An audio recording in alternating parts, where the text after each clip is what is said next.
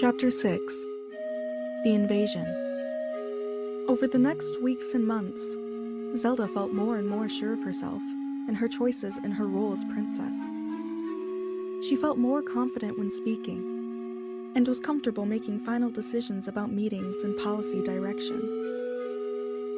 Her father always had a smile of support or a gentle word of redirection when needed. Queen Tybersis tried to speak privately with Zelda a few times after she dismissed Phaedra, but Zelda had refused to see the queen. This was the only decision she had made that she was not confident in. Zelda knew that she was acting childish, that speaking to her mother would help to resolve the tension she felt acutely in their relationship, but she felt too hurt to rationalize the situation. She no longer bears the goddess soul, she justified. She's diminished, and she no longer sees clearly. How could she be so unfeeling? Phaedra refused to see Zelda outside of her guard duties, including their lessons with Ivern, which only added to the resentment now growing in Zelda's heart against her mother. After 3 months had passed, the Queen seemed to accept that Zelda no longer wished to interact with her in a one-to-one scenario. All of Zelda's lessons were supervised by the King, or Ivern at Zelda's request. She claimed that she understood her mother's lessons more clearly when one of them helped to rephrase information that she struggled with. With this change, her lessons became less and less frequent.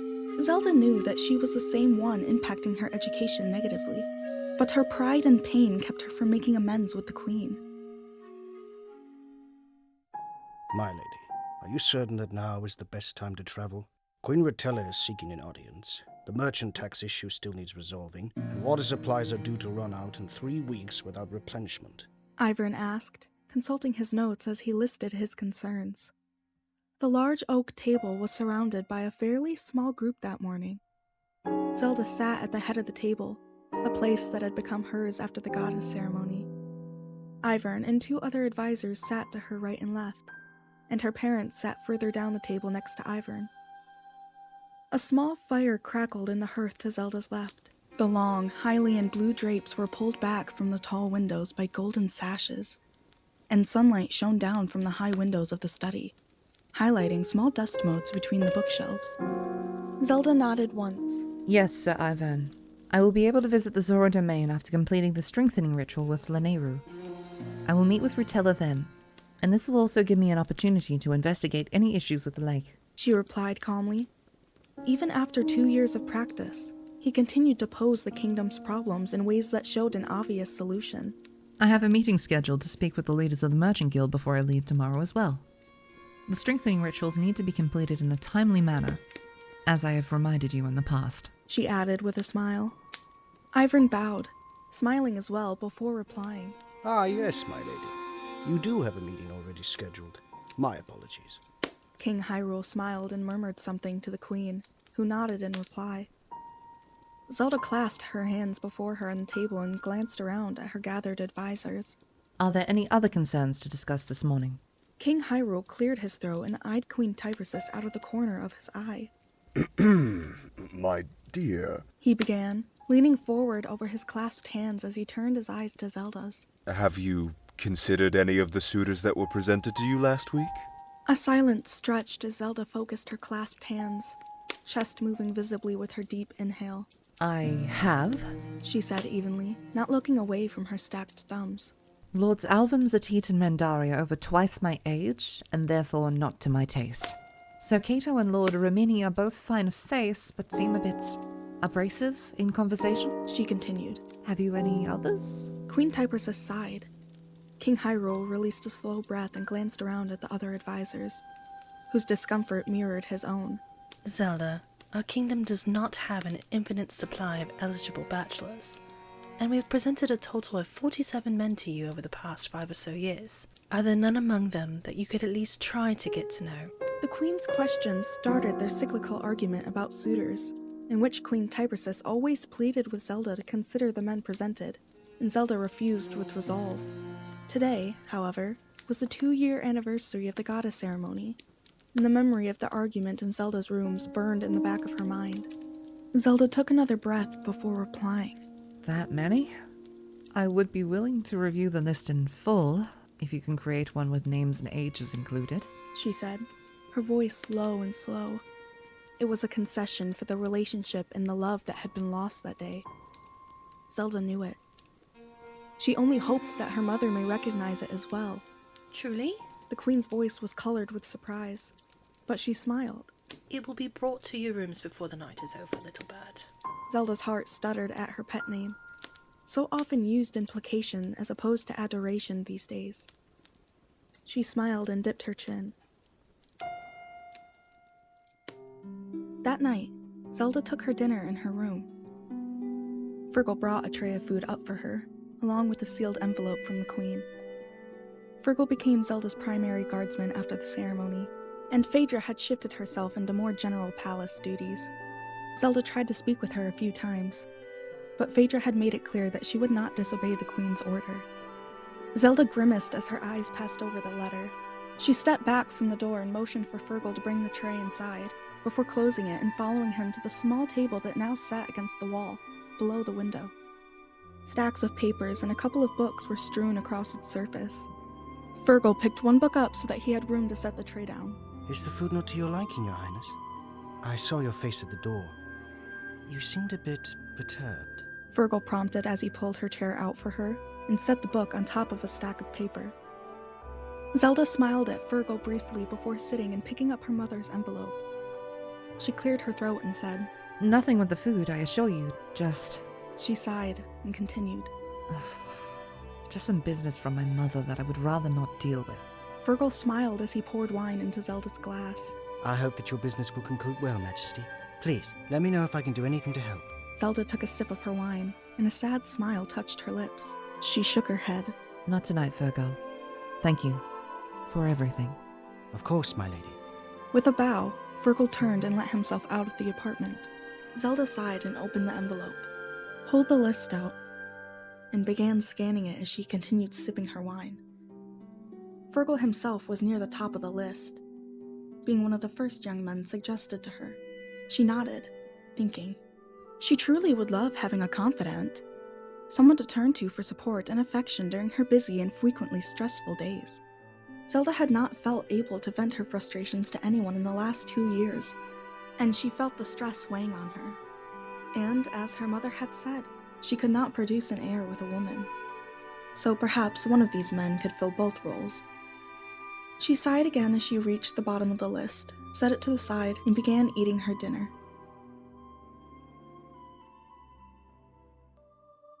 The space is better suited to large gatherings and ceremonies. Zelda thought, glancing around the vaulted throne room. Once I'm crowned, all meetings will be held internally. There's plenty of space. She allowed her eyes to drift over her parents, who were standing together to one side of the altar. King Hyrule held a sheet of paper between them, and they murmured quietly together as they reviewed it. Zelda had given her mother a condensed list of 5 suitors moments before, and suspected they were wasting no time in their search. Mentally shaking herself, Zelda straightened on the edge of the throne. At any minute, the great doors of the throne room would be opened to the exterior courtyard, and the 6 merchant representatives would arrive. She needed to be focused on the arguments she'd prepared to defend the tax rates, not on whatever her parents might be scheming. She took a grounding breath. A great rumble rolled through the open space as one of the doors began to move outward. Zelda blinked and sat a bit straighter as the second door followed suit. That is odd. Once the doors were fully opened, soldiers began pouring into the throne room. Fergal materialized at Zelda's side, wordlessly offering her the hilt of her own sword. She stared at it a moment before looking up into his eyes, a question in her own. I beg your pardon, Highness, but I would rather be prepared. We don't know what is coming. Fergal said, his voice low and rough. Zelda nodded once and stood, taking the hilt of the sword. When she turned back to the room, a soldier had mounted the steps and now knelt before her. The king and queen quickly closed the distance between themselves and the assembled group. Your Majesties. The soldier began. A thrill ran up Zelda's spine at the sound. The messenger was Phaedra. After a short pause, she stood and continued. There is something coming. For your safety, I must beg you all evacuate to the inner sanctum. We will cover your retreat. Fergal took half a step forward and asked. What is it, Captain? He rested a hand on the pommel of his sword. We appreciate your concern, But if there's a threat to the kingdom, we would stand and face it, soldier. Queen Typersis said assertively. Their words blended into a jumble of sound. Zelda pursed her lips, eyes fixed on Phaedra. The captain shook her head once and released a breath. We aren't sure, sir. She replied. There is a great black cloud making its way here. Citizens were ordered inside for their safety. I will respect the wishes of the royal family, of course, but it would pain me to see harm come to any of you. Phaedra's red eyes were intense and slowly roamed over the gathered faces, coming to rest on Zelda's as she finished speaking. A lump immediately rose in Zelda's throat and she tried to swallow, her mouth dry. King Hyrule nodded. Thank you, Captain, but this is our place. He began. Someone bring me my sword. He took a few steps forward. Phaedra nodded and turned, walking to the front of the altar. She called down and one of the other soldiers turned, joining them on the altar across from the king. Fergal had jogged back behind the throne at the king's request and now returned, offering the great broadsword hilt first to the king before turning to Zelda. Will you stay, princess? He asked quietly, his eyes shining with a mix of emotions.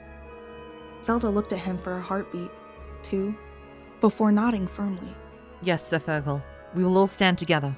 Fergal nodded and suddenly reached forward to squeeze Zelda's empty hand. Together. An abrupt, loud hiss rang through the throne room and Fergal turned, taking up a defensive stance between Zelda and the source of the noise.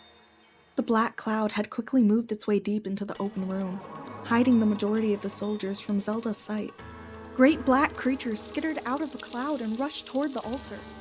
The few soldiers who were untouched by the cloud ran forward to engage the creatures with loud yells of defiance.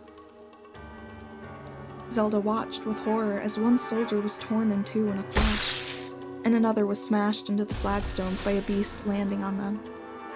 The beast's talons cracked the stone beneath the soldier, and Zelda gasped involuntarily. The other remaining soldiers quickly lost their battles as well, the majority being hoisted into the air and suspended by their throats. As the black cloud cleared, the floor of the throne room was revealed to be covered in soldiers' corpses. Blood splattered the flagstones in chaotic sprays. Zelda's blood rushed in her ears, and her legs were itching to move, to run, to carry her far away from the scene before her. Her stomach dropped, and she broke out in a cold sweat across her brow. She tucked her chin, steeling herself for what was still to come. Phaedra surged forward, stopping halfway down the wide stone steps as the tallest person Zelda had ever seen strode through the wide-open throne room doors, two massive black beasts flanking him. His dark robes flowed in a strange manner as he moved through the hall, blue patterns seeming to run away from his shoulders. He wore an oily gray mask that towered above his shoulders, coming to a stylized point. A large curling tongue drew Zelda's eyes down from the pointed nose and bugged eyes toward an amber gem set into a graphite mantle that trailed across his shoulders, and further down his chest. Before he reached the steps, he stopped and turned his head from side to side, surveying the destruction in the room. After a moment, a low, greasy voice echoed into the space, stating, "It is time for you to choose. Surrender or die." One of the smaller creatures darted forward and grabbed Phaedra, the movement almost too fast to see. It lifted her feet high off the ground and held her struggling by her throat. The intruder chuckled, the sound slithering up the stairs and across the remaining group of Hylians. Oh yes, a question for all the land and people of Hyrule. Life or death? The remaining soldier on the altar turned and looked between Zelda, Fergal, and the king and queen, terror apparent in his eyes. Fergal glanced at the soldier before looking at the king.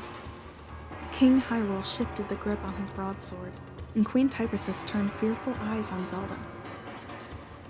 Two more beasts darted forward, appearing in an instant to take hold of Zelda's parents. Her father was pounced upon, a black hand forcing his back into the flagstones. They snapped under the pressure and the king groaned. Her mother was thrust into the air by another creature simultaneously, and she scrabbled at its shadowy hand as her legs worked to find her relief.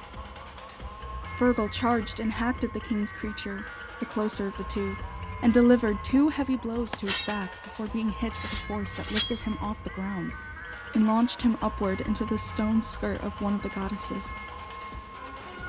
Zelda heard a sickening crunch with his impact and watched him fall back to the floor, his body now holding no more tone than a ragdoll. No. Zelda breathed, unable to believe what she just saw. She turned to face the intruder. Both of her parents continued to struggle along with a handful of soldiers, including Phaedra. No, please! She began, her voice more firm now. Please, if you spare the survivors, I will surrender to you! The king called out in pain as a loud crack echoed from his body. He moaned. No. Zelda! A low hiss and a slight nod were the only responses Zelda got from the invader. She saw 2 soldiers stop struggling out of the corner of her eyes. She couldn't wait any longer. With a sob, Zelda dropped her sword. Zelda's skin crawled as again the intruder chuckled. He inclined his head once more, and wet crunches echoed across his face as one by one the shadow beasts killed their victims. Before she could move, Zelda was held by the shoulders, one of the massive beasts having materialized behind her. The hands felt slimy, the claws sharp and cold. Zelda screamed, her heart breaking into tiny pieces as she looked around the throne room and took in all of the bodies. Phaedra's staring red eyes, her mother and father heaped together in a still pile, and Fergal crumpled to the floor beside her, one leg twisted awkwardly beneath him, and his head hanging at an impossible angle. The intruder mounted the steps as she continued to scream. He reached out a too thin, white hand to her face, pulling her eyelids down and smothering her with his palm. An instant later, Zelda knew no more.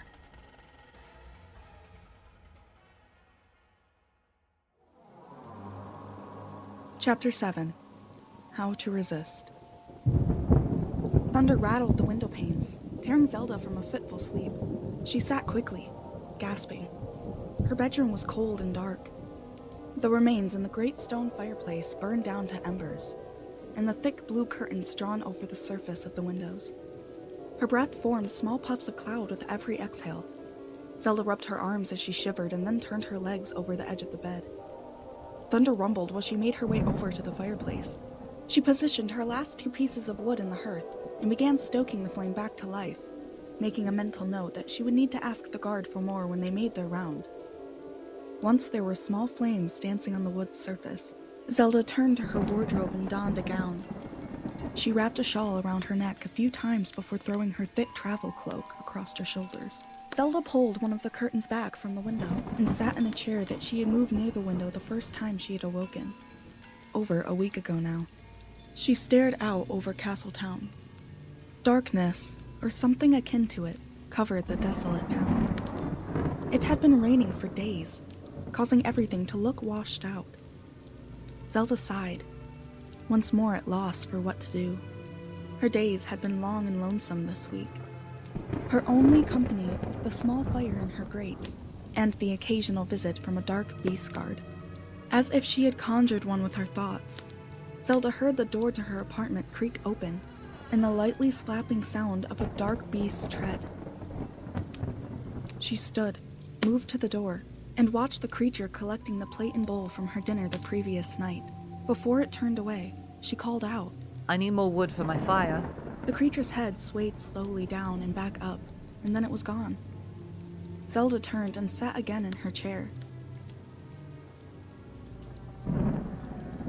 Zelda sat up abruptly, moving back in her bed until her shoulders were flush with the headboard.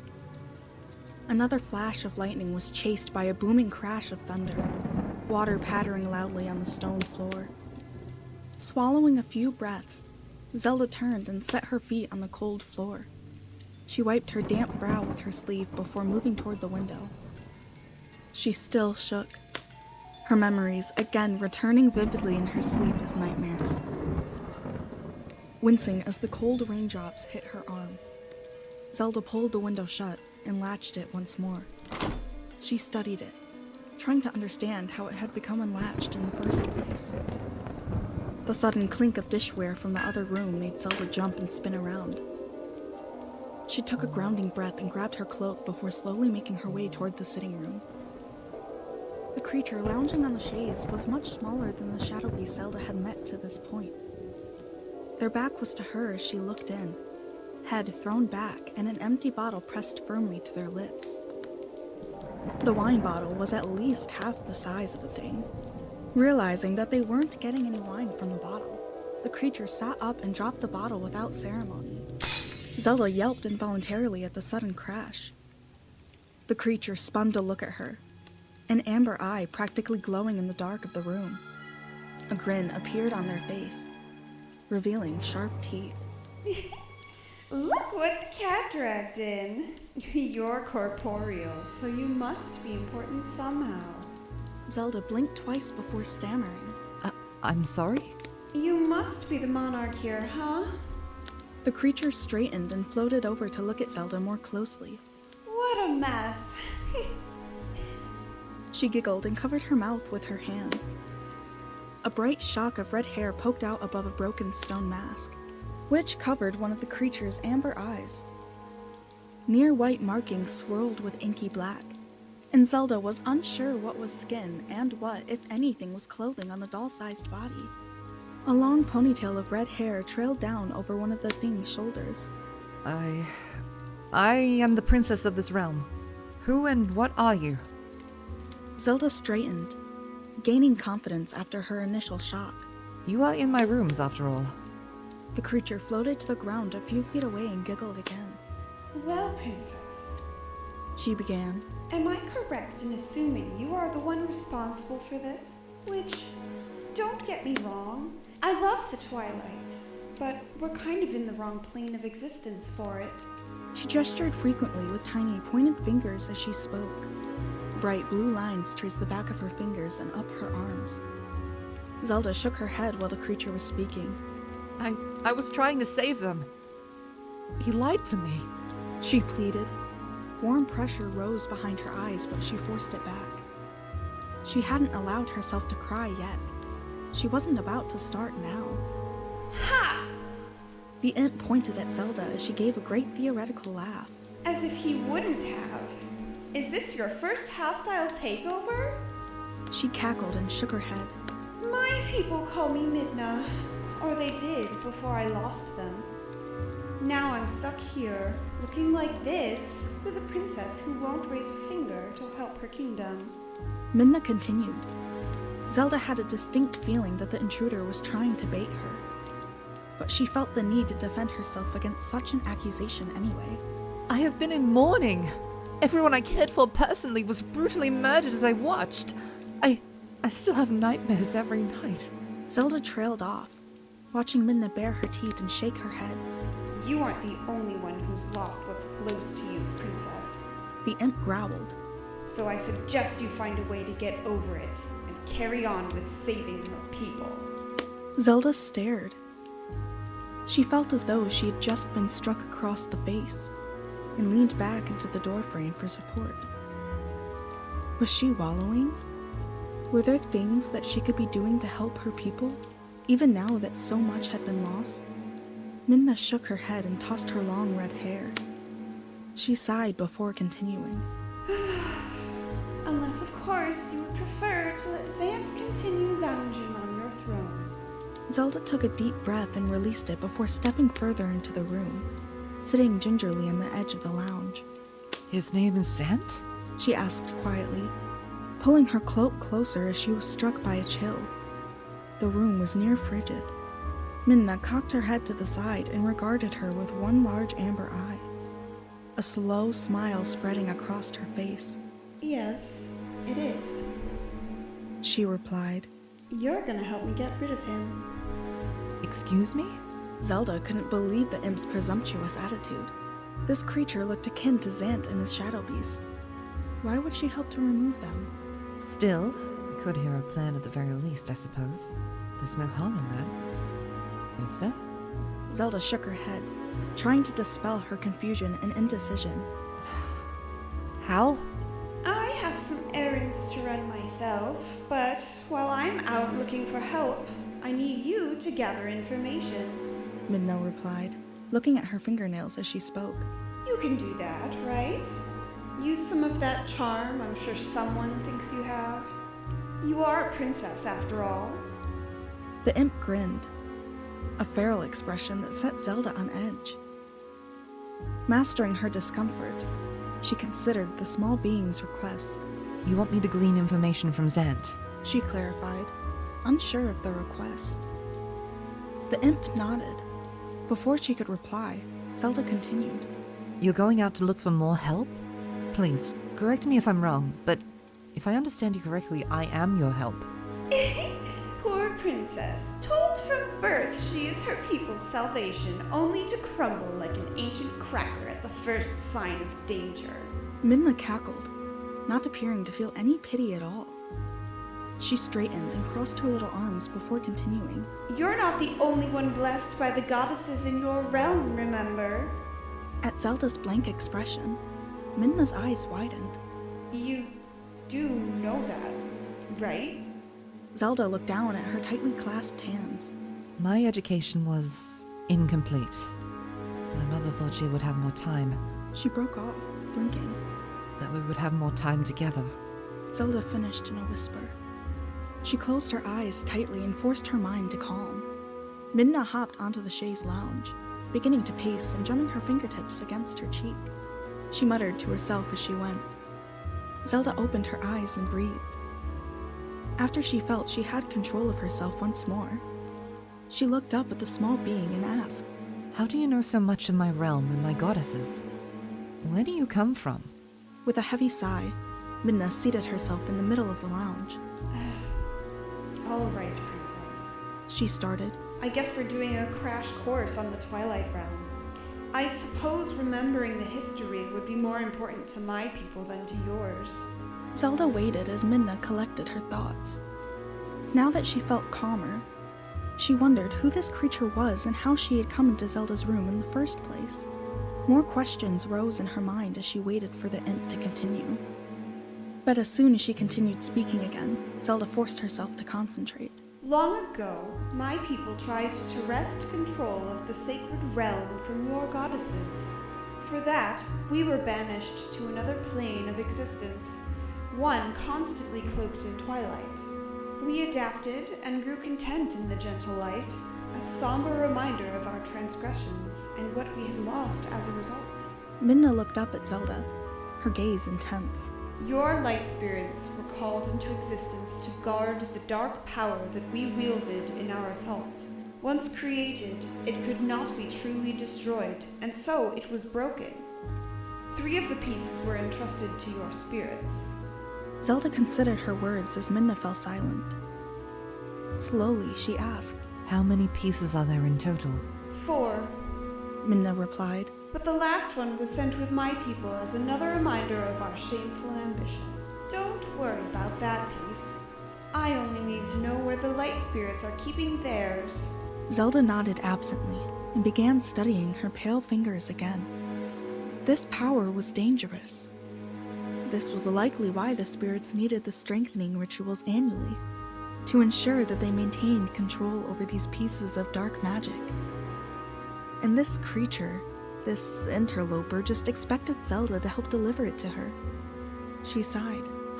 How do I know that I can trust you? Zelda could see the wide grin that split the imp's face in her peripheral vision at her question. Well, you don't, I suppose. Not really.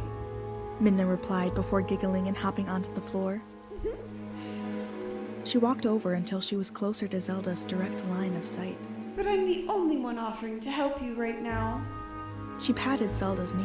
So, I need you to learn anything you can about what Zant has been up to with the spirits, while I go look for the other creature blessed by the goddesses in this realm.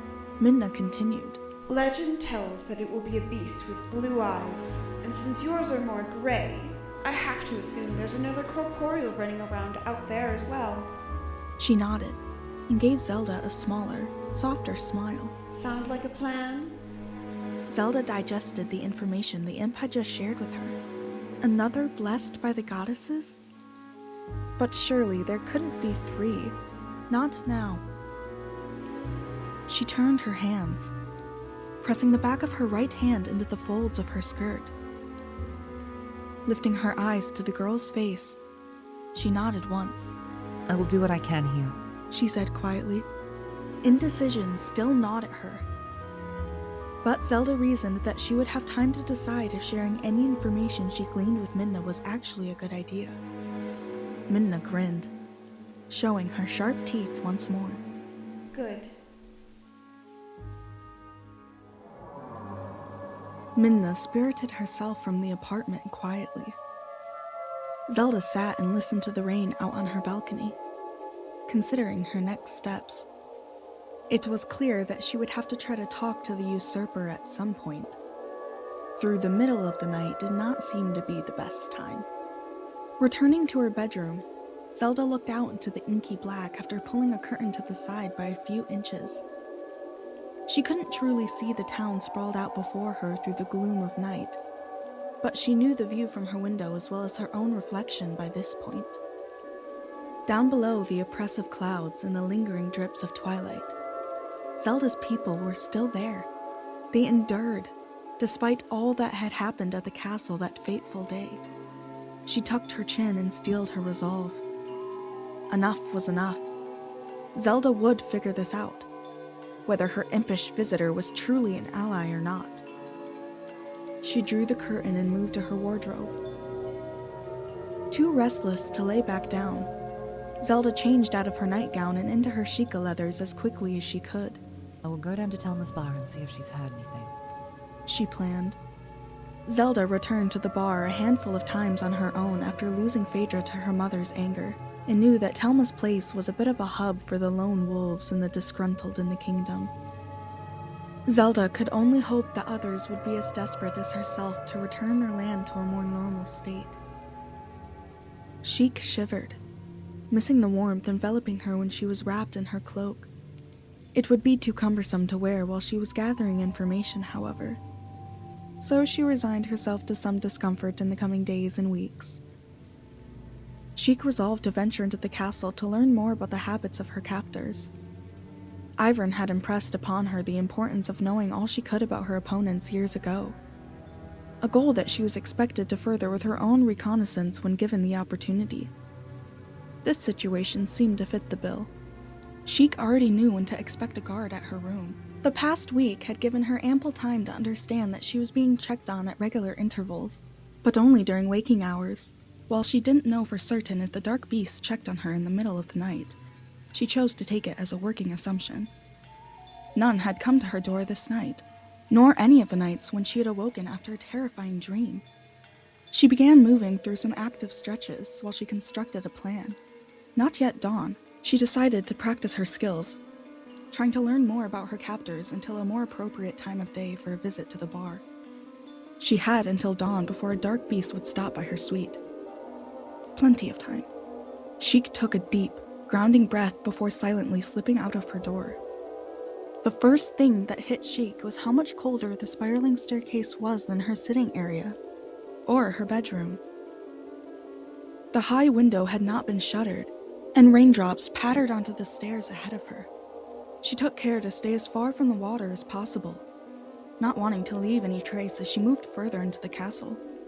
She was glad she had wrapped a thick scarf over her face wrap. Sheik crept down the stairs and into the first hall.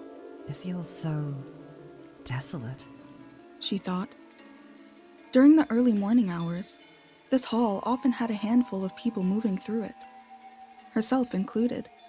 Though it was still too early for normal waking hours, Sheik felt the isolation more closely than she had in her apartment.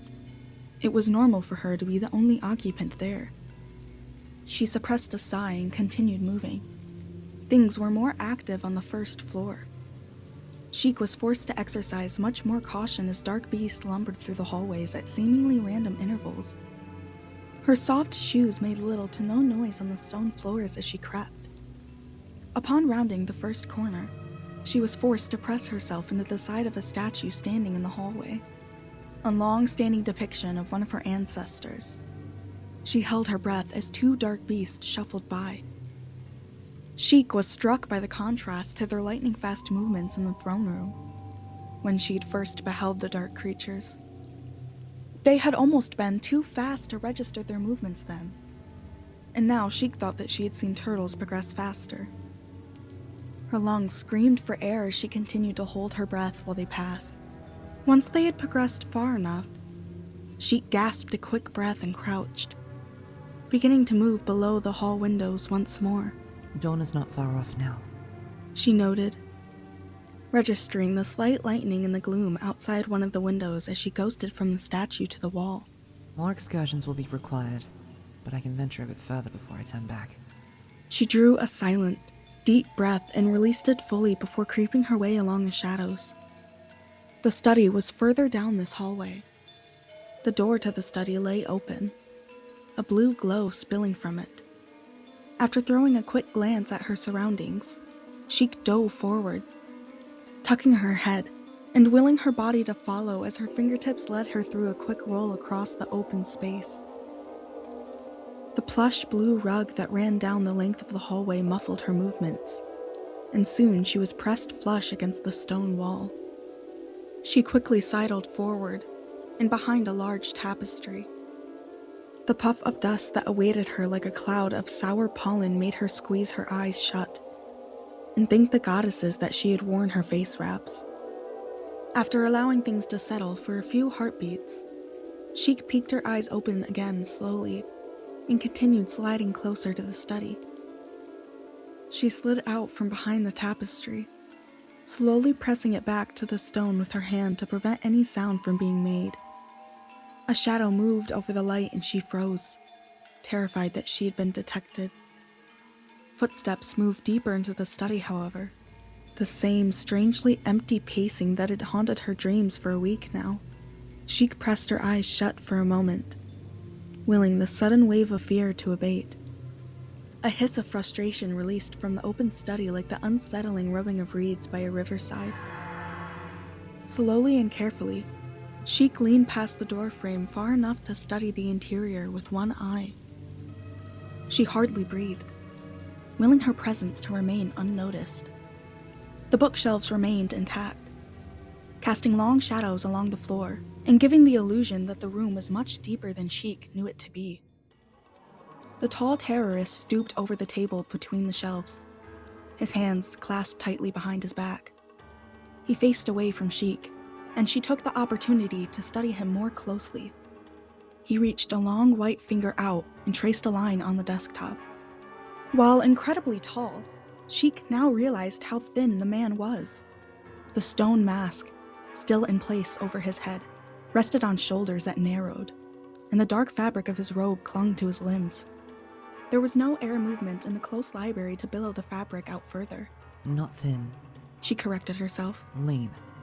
A shadow beast, one with a larger face mask, melted out of the shadows between the bookshelves, and Sheik froze, willing the creature to continue facing the interior of the room.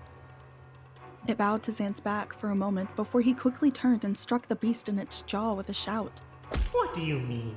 She can't have gone far with those stubby legs. Perhaps you would prefer an imp's dimensions to your current strength. He berated, voice colored with anger. The beast lowered itself to the floor. Xant stomped on the back of one of its shoulders and bent down, hissing.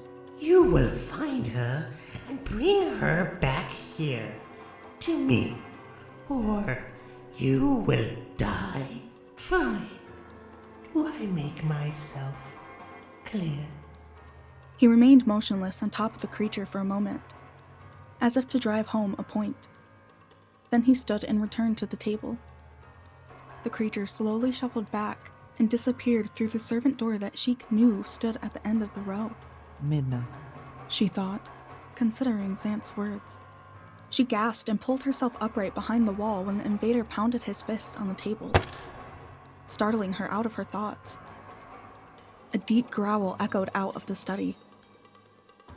Sheik slowly slid herself back behind the tapestry, closing her eyes before fully submerging into the wall. She stilled, considering what she had seen and heard. I have to see that map.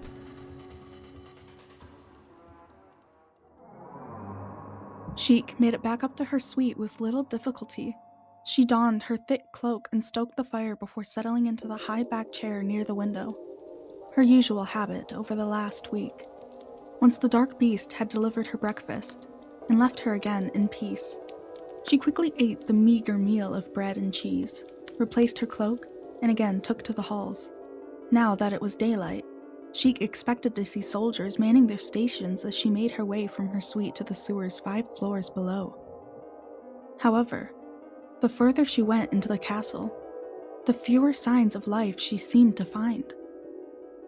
Moving swiftly through the reeking vaults now, she began to feel uneasy. That is very strange. There is always at least one guard stationed down here. Sheik noted. She tried not to let her unease rise into panic. There had to be an explanation.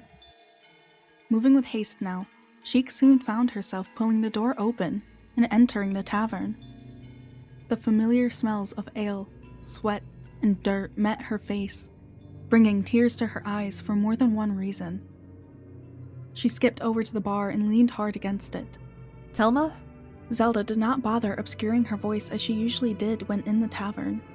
She had not thought to do so until after she spoke. And now her near-panicked voice echoed back to her from the empty space. She turned to sit on a stool, but stopped herself when she caught sight of something small and silvery glowing from the back room. Immediately alert, Sheik dropped into a crouch before slowly making her way across the open main area of the tavern. She heard no sounds, no indication that she was not alone.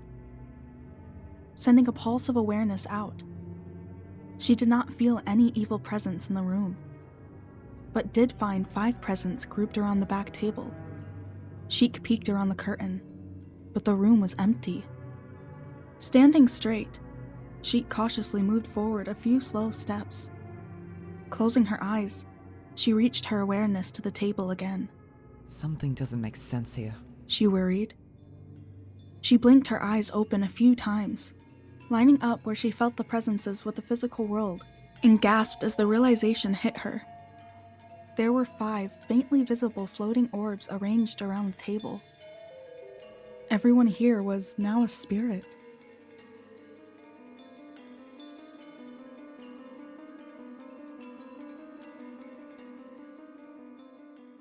Next time on Suffusing the Light.